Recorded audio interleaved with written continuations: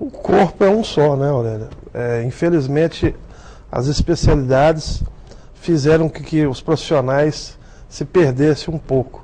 Mas nós não podemos tratar do intestino longe do corpo num todo. Então, eu costumo falar, o intestino, por exemplo, é o maior órgão de defesa que nós temos.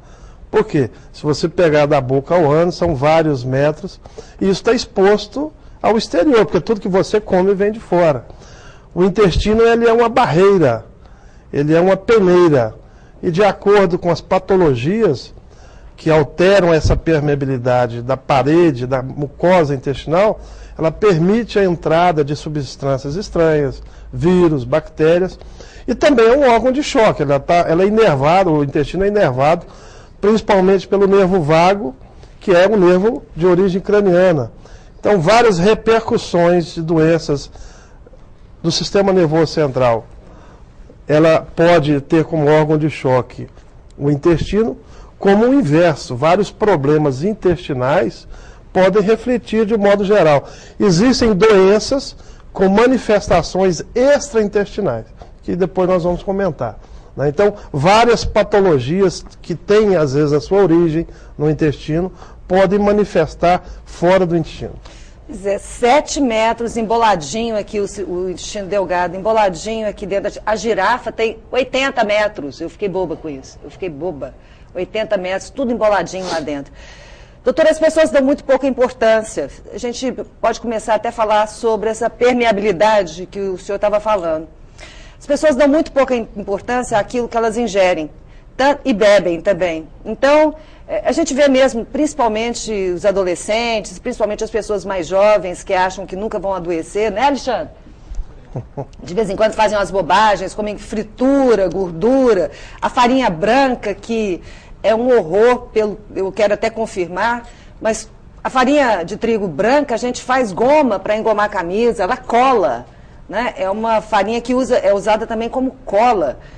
E eu imagino que ela também cole na parede do intestino. Vamos começar falando sobre essa coisa da permeabilidade do intestino?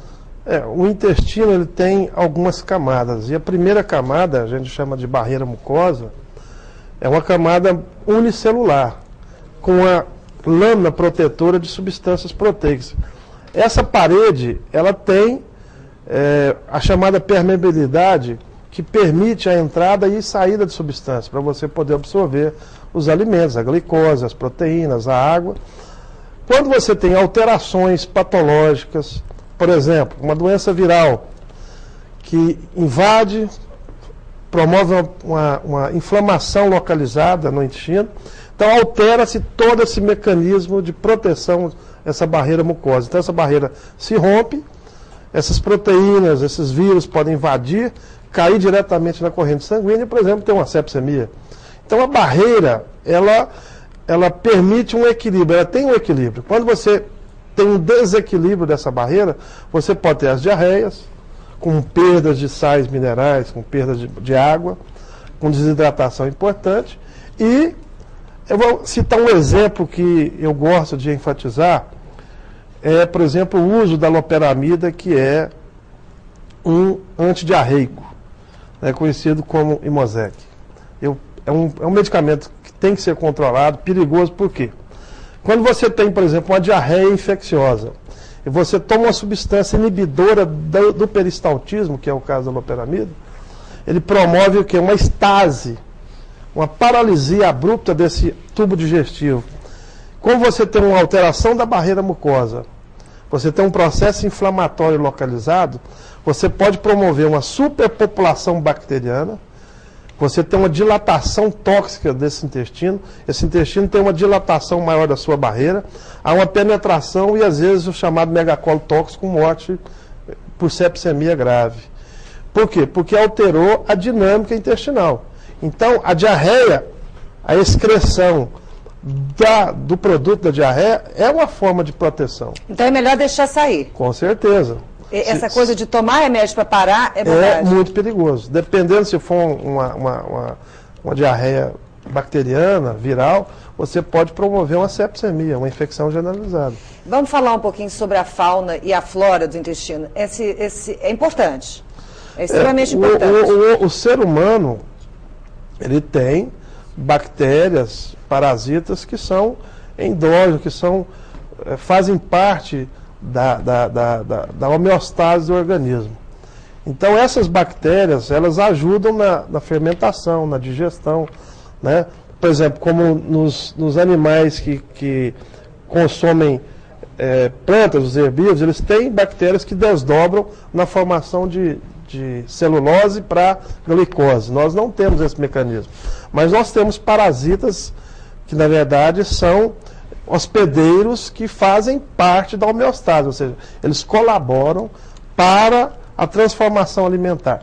Agora, quando há um desequilíbrio nessa população de bactérias, às vezes por uma própria alimentação, às vezes uma população de bactérias sobrepõe a outras, você pode gerar uma doença, um problema. E quando você tem diarreia, o soro tem que ser tomado, né, doutor? A hidratação ela é fundamental se o paciente conseguir ingerir, né? A primeira forma de você tratar o paciente é repor aquilo que ele está perdendo. Açúcar, a medida é 2 por 1 de sal e açúcar? É o soro caseiro, né? Porque é o mais fácil, né?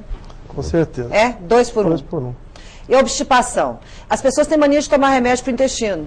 Isso realmente é fato, isso acontece.